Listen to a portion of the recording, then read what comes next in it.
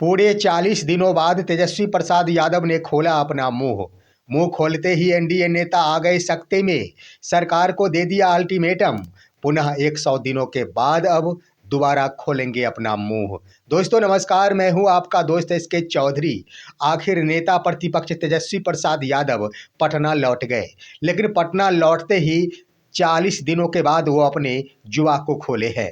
लेकिन बड़ी बात कि जुआ खोलते ही सरकार के सामने एक बड़ी चुनौती उन्होंने खड़ी कर डाली है। उन्होंने ऐसा बयान दिया है जिस बयान को लेकर आखिर एनडीए नेता सकते में आ गए हैं। साथ ही साथ उन्होंने अपने बयान के मद्देनजर एक और बड़ी बातें कह डाली है कि अब दोबारा वह 100 दिनों के बाद ही मुंह खोलेंगे।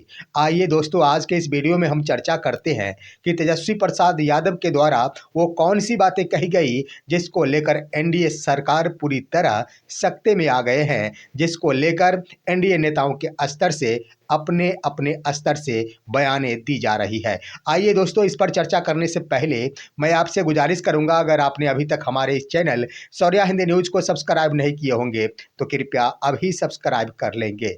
दोस्तों, तेजस्वी प्रसाद यादव पटना पहुंचते ही मीडियाओं से घिर गए। मीडियाओं की भीड़ ने आखिर उनसे पूछा कि आप इतने दिनों तक कहाँ थे और वर्तमान सरकार के बारे में आप क्या कहना चाहेंगे। दोस्तों, बड़े ही शालीनता से ज़्यादा बातें तो उन्होंने नहीं कही, लेकिन जितनी ही बातें कही आखिर सरकार के सामने एक बड़ी चुनौती पेश कर दी। दोस्तों, सबसे पहले तो उन्होंने शुभकामनाएं दी सभी को, लेकिन इसी बीच उन्होंने बड़ी बातें कह डाली कि इस लोकतंत्र में लोग हारे हैं और तंत्र जीता है। यानी लोकतंत्र को दो पार्ट में उन्होंने बांट दिया। लोकतंत्र को दो पार्ट में बांटने के बाद ही उन्होंने कह दिया कि लोकतंत्र का मतलब लोग और तंत्र होता है, लेकिन यहाँ लोकतंत्र में लोग हार गए और तंत्र जीत गया है। साथ ही साथ उन्होंने एनडीए के लिए कह दिया कि ये लोग जनतंत्र को मशीन तंत्र बनाकर रख दिए हैं, धन तंत्र बनाकर रख दिए हैं। दरअसल दोस्तों, मशीन तंत्र और धन तंत्र ये शब्दों के बारे में जानेंगे तो आखिर क्या बयान करता है। धन तंत्र का मतलब ही आप सभी समझ गए होंगे कि 10-10 हजार रुपए जो बांटे गए और इसको लेकर बिहार की महिलाओं को अपने तरफ खींचने का प्रयास किया गया और इस चुनाव में इसका पूरा फायदा लिया गया, जिसको लेकर तेजस्वी प्रसाद यादव के द्वारा कह दिया गया कि इस जनतंत्र को धन तंत्र बना दिया गया। लेकिन वहीं पर कह दिया जाए मशीन तंत्र, यानी कहने का अर्थ ये हुआ कि मशीन तंत्र यानी ईवीएम पर उन्होंने सवाल उठा दिया।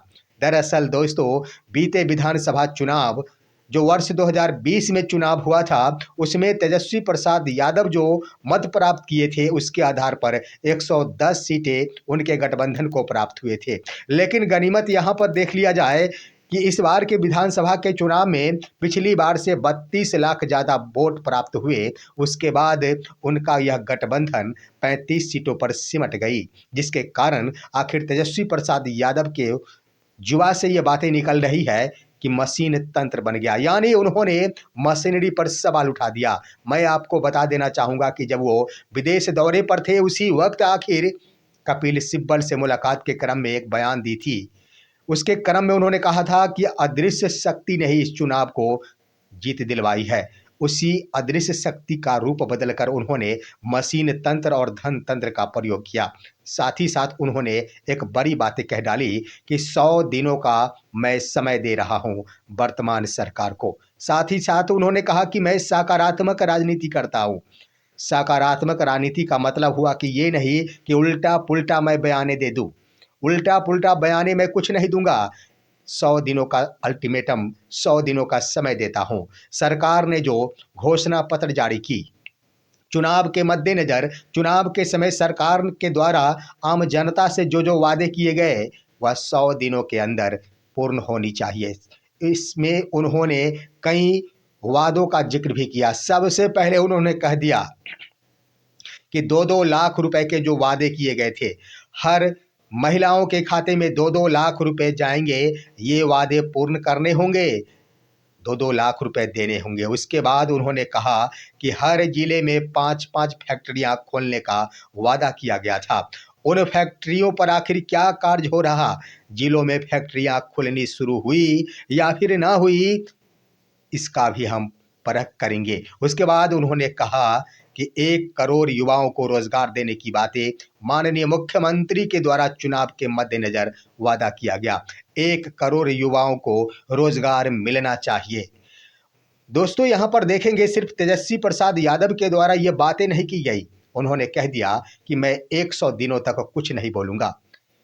जब मीडिया के द्वारा उनसे पूछा गया कि अत्याचार यहाँ पर बढ़ गया है, यहाँ भ्रष्टाचार बढ़ गया है, उसके बाद हत्या का मामला दिन प्रतिदिन बढ़ते ही जा रहे हैं, इस पर आप क्या कहेंगे? तब उन्होंने कहा कि अभी मैं कुछ नहीं बोलूंगा 100 दिनों तक। 100 दिनों के बाद उन्होंने कहा कि आम जनता के मुद्दों को उठाना हमारी प्राथमिकता होगी। आम जनता के मुद्दों को लेकर हम संघर्ष करेंगे, सड़क पर आएंगे। आम जनता के लिए ही तो मैं राजनीति करता हूँ। बड़ी बातें उन्होंने कह डाली। उन्होंने कह डाली कि आम जनता की समस्याओं को लेकर हमारी पार्टी सजगता पूर्वक सड़क पर रहेगी और सरकार से वो तमाम समस्याओं का निदान करवाएगी। दोस्तों उनके इस बयान से एक बात जरूर है कि एनडीए नेताओं में जरूर हड़कंप है। एनडीए नेताओं के स्तर से, जहां जदयू के नेता प्रवक्ता ने कह दिया कि तेजस्वी प्रसाद यादव कह रहे हैं कि 100 दिनों के बाद ही मैं अपनी जुबान को खोलूंगा अगली बार। उन्होंने कह दिया कि तेजस्वी यादव के पास बोलने के लिए तो कुछ है ही नहीं, तो आखिर बोलेंगे क्या? दोस्तों क्या बोलने के लिए नहीं है? वही तो बातें हैं कि 100 दिनों का वक्त दिया गया है। सरकार बनने से 100 दिनों का वो अल्टीमेटम, उसके अवधि में आम जनता से किए गए वादे को पूर्ण करने होंगे, जो भी वादे किए गए। उसके बाद दोस्तों बीजेपी प्रवक्ता ने क्या कहा? बीजेपी प्रवक्ता इन बयानों पर कहते हैं कि लैंड फॉर जॉब केस को लेकर जो भी आरोप कोर्ट में गया है उस पर तेजस्वी प्रसाद यादव आम जनता से माफ़ी मांगे। गौर करने वाली बात है कि अगर माफ़ी मांगने से कोई सज़ा अगर समाप्त हो जाता, माफ़ी मांग लेने से अगर कोई केस खत्म हो जाता, माफ़ी मांग लेने से अगर तारीख पर जानी नहीं पड़ते, तो माफ़ी हर कोई मांग लेता। लेकिन यहाँ पर माफ़ी मांगने का ये बयान कहीं से एक सटीक बिंदु पर बैठता नहीं है।